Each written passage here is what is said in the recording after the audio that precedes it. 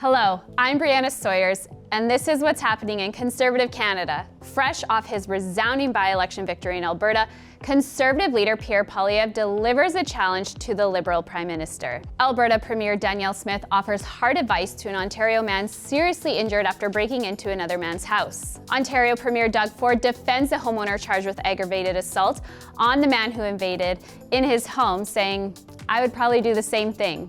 Prince Edward Island lays to rest a tiny Conservative giant gone too soon. Pierre Poilievre delivers a powerful tribute. Manitoba PCs win a hotly contested by-election, delivering a jolting defeat to NDP Premier Obby Khan. In British Columbia, Conservative leader John Rustad demands the NDP government cancel a multi-billion-dollar deal to buy ferries from China. In Saskatchewan, Premier Scott Moe prepared to leave for China, where he plans to fight the new tariffs imposed by Beijing on Canadian canola, peas, and pork. In Nova Scotia, Premier Tim Houston hailed the work of firefighters and first responders as the province faces one of its toughest wildfire seasons ever.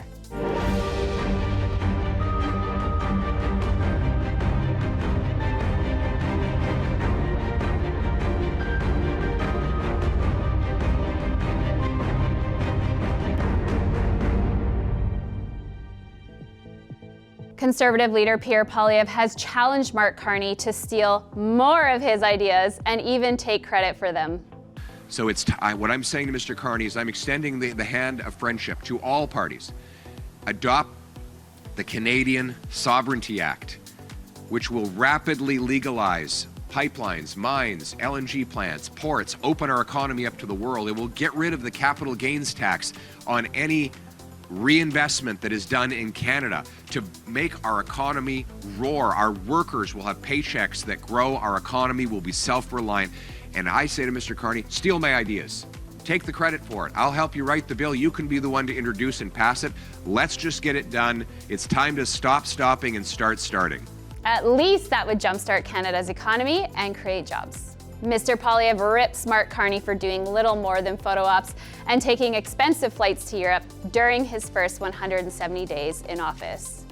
But what I find incredible is that he has been in power for 170 days, and not only is there not a single shovel in the ground on any of these projects, there's not even firm proposals for these projects. Let me put this into context. He was in Germany. The Germans built, from concept to completion, an entire LNG import terminal in 194 days. That's about how long Mark Carney has been Prime Minister. And he still doesn't even know what projects he wants to build, or how he's going to build them, or which companies are going to do the building. So what I think you're going to see from Mr. Carney is more big promises without any action. It's more liberal show business rather than getting it done. And I would say, don't confuse activity with achievement. Mr. Carney has been frantically jetting around the world doing photo ops and signing phony declarations that are unenforceable and have no money attached to them. But in 170 days, he doesn't have a single project underway, while $60 billion of investment, Canadian money, has fled our country, mostly to the United States, impoverishing our people and enriching foreign workers. Mourners gathered in Tignish, Prince Edward Island to pay their respects to the Honourable Gail Shea, who died of cancer on August 21st. The 66-year-old dynamo was one of the island's leading Conservatives, serving 2 terms as Member of Parliament in Stephen Harper's Conservative government, including stints as Minister for National Revenue, then Fisheries and Oceans. Gail Shea served as a minister in the provincial PC government of Pat Binns. As Minister of Transportation and Public Works, her proudest accomplishment was to make the island's Route 2 part of Trans-Canada Highway System. She also played a big role in launching the Stompin' Tom Connors Centre in Skinner's Pond to honor the legendary PEI country singer. Her funeral was attended by Rob Lance and former Premier's ministers, along with MLAs, former federal colleagues Peter MacKay and Lisa Raitt. Pierre Poilievre paid a heartfelt tribute to Gail Shea. Gail was, I think she was about, 4'5", but boy, did she ever pack a punch. And she fought for Islanders. She believed in and loved the people of this island. Every day, she would show up to cabinet and caucus and fight for the people on the island, fight for the fish harvesters, for the potato farmers, for the workers, for single moms. She came with stories of people, incredible people from the island that had inspired her to serve in public life.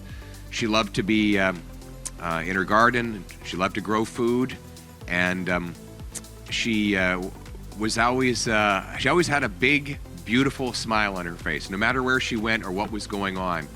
I have not met a single person that didn't love Gail Shea. She had a big, beautiful heart, and you know what? Alberta United Conservative Premier Danielle Smith had simple advice for the Ontario man who received life-threatening injuries after breaking into another man's home. Well, if you don't want to get shot or beaten up, don't break into people's houses. It's pretty straightforward.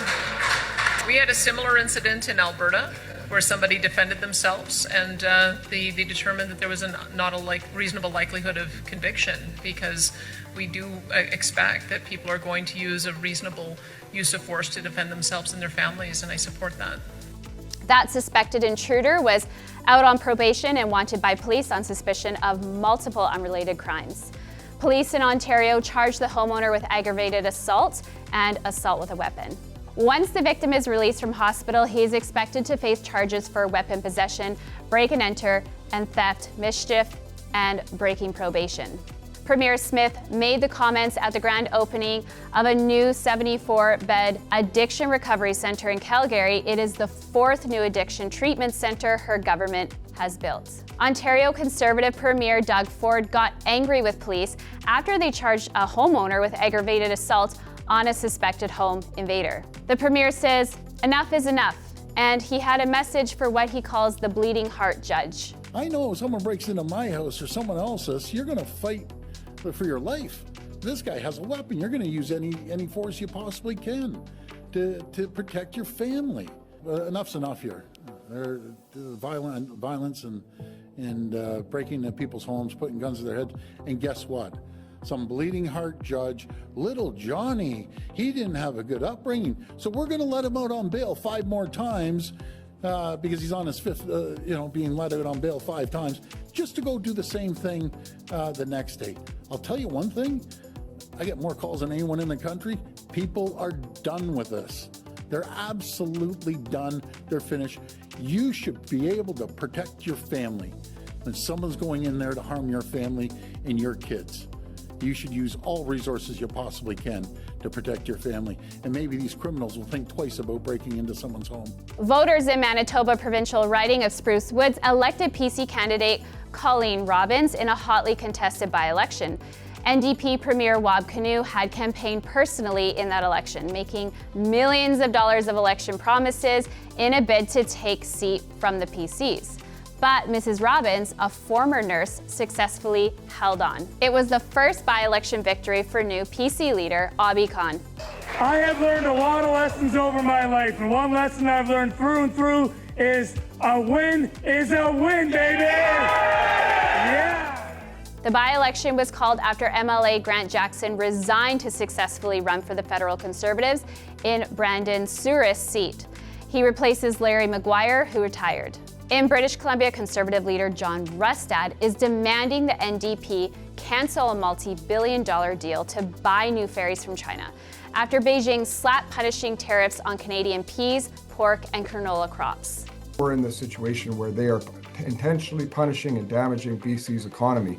We should not be rewarding them with a contract to take our jobs from British Columbia and build them and have those jobs created in China. Meanwhile, in Ottawa, Conservative transport critic Dan Albus slammed Liberal ministries for providing BC ferries with low-interest loan to buy new vessels from a shipyard with ties to Beijing's military.